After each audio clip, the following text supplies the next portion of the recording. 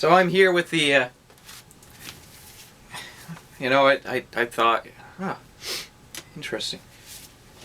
So, for about, me and my friend worked this out, it's been about 7 or 8 years. I've been working on one of these things. Oh, he's right here. Never mind. So, it's just me over here with a Fisher 800T and a bucket of trail mix. And I've just been working it out bit by bit.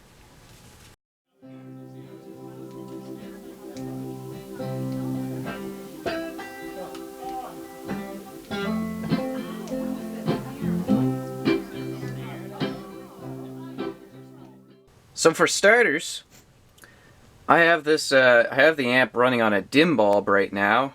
It's just a precaution because when you're biasing, if your meter lead slips and hits something that's important, you can blow your amp up really quick.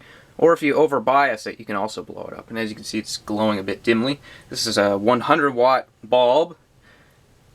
So guys, to start, I'm going to get into biasing the amp. So you want to bias the amp. As you see, these bias pots I've changed because the old ones make it very difficult to actually precisely adjust your bias. It'll jump all over the place. So these are Bourne's I think they're 10-turn pots, and I have them. And on these ones, I recommend when you're setting the bias, set it to when you measure across here. Set it to the midway point so that you don't underbias and you don't overbias.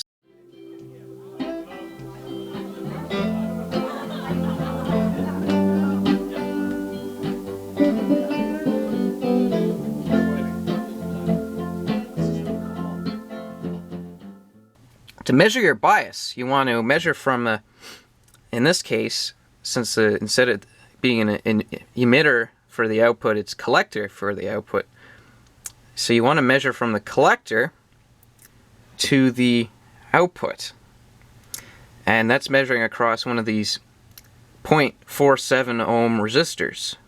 In this case, they're collector emitters. Normally they're emitter resistors, but this amp is designed a bit differently. So I'm going to go to the other channel now. Now because I'm on the dim bulb, if I accidentally short this, it won't be so bad. So now, I want to set this one up. As you'll see, it's going up, so the other way is down.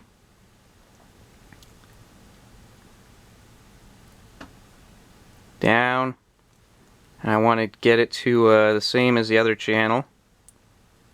And the thing to consider is that on the dim bulb, when you give it full power, it will be a bit higher. There, 34.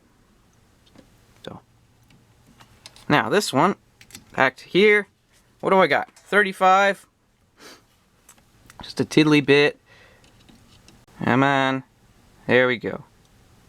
34. Oh, it went back up to 35.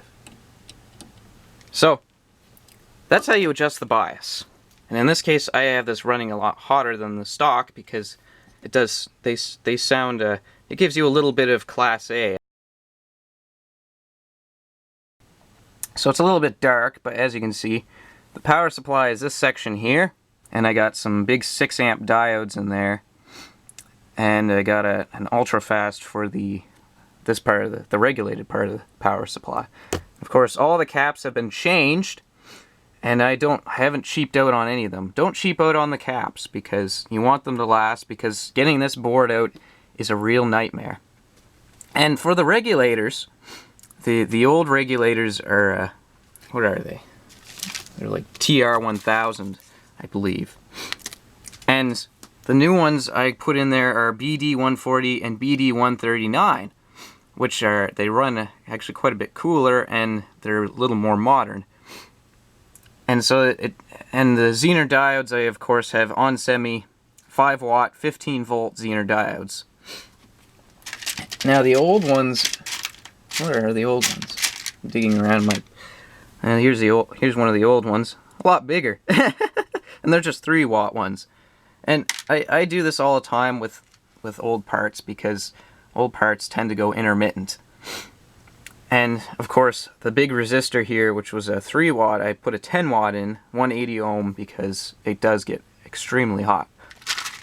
All in all, this is not all the old parts, but here are the old outputs. These two I determined to be good, and the old ones are they're Motorola devices 1059-7 and 2059-7.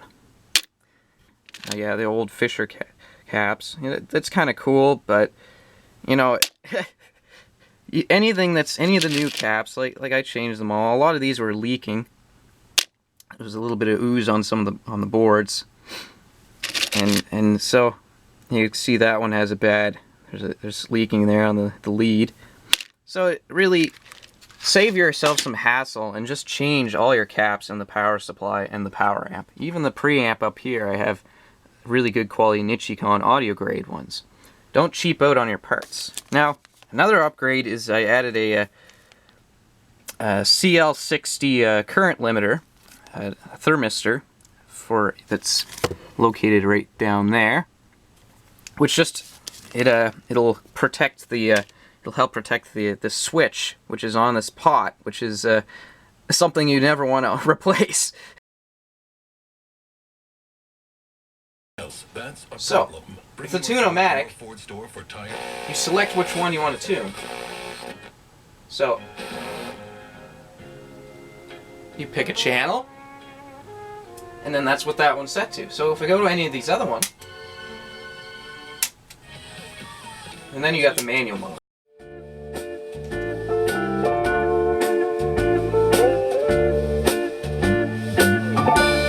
I like to move on sure and easy,